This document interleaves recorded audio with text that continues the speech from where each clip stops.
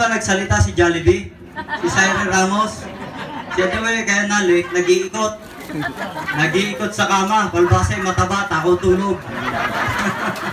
Laging late. Okay. Narinig niyo po, nagsalita yung may bahay ng ating Vice Mayor na si Allen, na kinakabahan. Si Allen napakayabang. Ang sabi niya, hindi raw siya magkakasakit. Kasi nagkasakit ako eh. Una ako nagkasakit. Sabi sa akin, parang hindi ako tatabla ng sakit. Kasi ako nagsuswimming, nagka-exercise ako. Ayun, siya naman ngayon na tinamaan ng sakit pagkatapos ko. Kasi inupo ako eh. 4 na araw din ako nagpahinga. 7 antibiotic yung ininom ko para matigil yung upo ko. Kaya ngayon si Allen, siya naman umiinom ngayon ng antibiotic. Dahil hindi mawala-wala yung upo. Kaya ayun, napalaban ngayon si Baki sa pagsasalita yung kanyang may bahay na kinakabahan. Okay. Salamat po, salamat. Narinig rin niyo po yung aking 6 na konsyal. Lahat po sila ay nagsalita. Ang kagandahan po sa mga konsyal na yan na nagsalita, lahat po sila ay may mga pangarap sa ating bayan. May mga naiisip na plano, may mga naiisip na adikain, at may mga naiisip na dapat gawin. Yun naman po kasi ang importante sa kumakandidato, di ba? Hindi yung kaya ka nakakandidato, basta kumandidato ko na lang para makilala ka. Sila po, bagaman yan ay mga bata pa, ay may mga gustong gawin para sa ating bayan. At yun naman po ang gusto ko talaga. Yung kayo ay nag-iisip ng mga bagong idea na makakabuti sa ating bayan.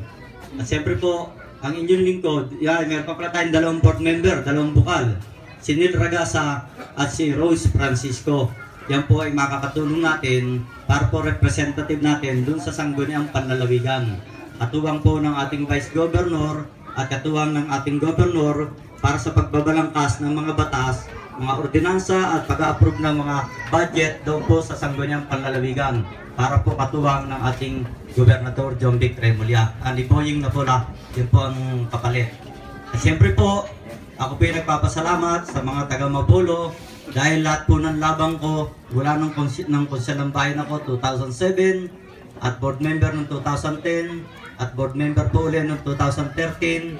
Ako po ay lagi ninyong sinusuportahan at ako po ay laging malaki na ako kung boto dito po sa inyong lugar sa Mabolo. Yun po yung utang na loob ko sa inyong mga taga Mabolo. At siyempre po, iba na yung takbo ko ngayon. Mayor na. Higher position na, pinakamataas na po na posisyon sa buong bayan ng Bacoor.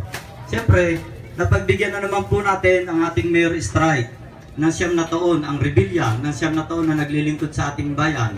Siguro naman po ay masama, hindi naman masama na ako'y makiusap sa inyo at hindi rin naman masama kung kayo naman po ay sumubok ng ibang tao na maglilingkod sa inyo. Kasi ang sabi nila, bakit daw kailangan pa silang palitan yung pamilya ng rebellion? Napakarami daw naman nilang nagawa. Totoo naman po yun. Marami silang nagawa sa loob ng 9 na taon, di ba? Pero, ang katotohanan po, marami nga silang nagawa, mas marami naman po ang nawala. Yun po yung katotohanan noon.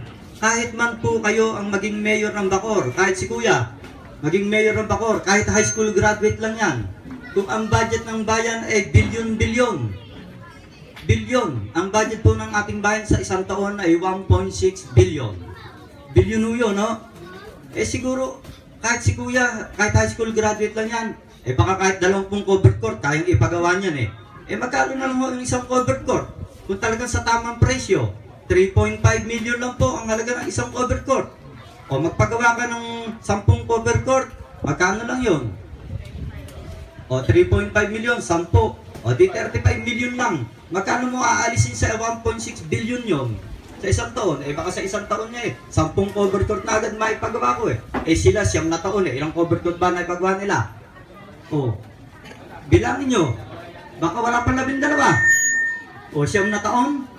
Samantalang nung si Aspog, si Mayor Jesse Castillo, umupong mayor ng Bacoor, ang budget lang po ng ating bayan ng Bacoor, nung umupo si Mayor, 180 million lang.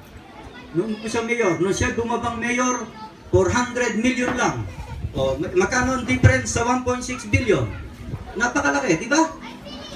Pero si Mayor Jesse Castillo, napakaraming proyektong nagawa sa bayan ng Bacoor. Nung siya umupo sa loob ng 9 na taon. Sila, 9 na taon umupo, bilyon-bilyon ang budget taon-taon, ilan na lang ang napagawa?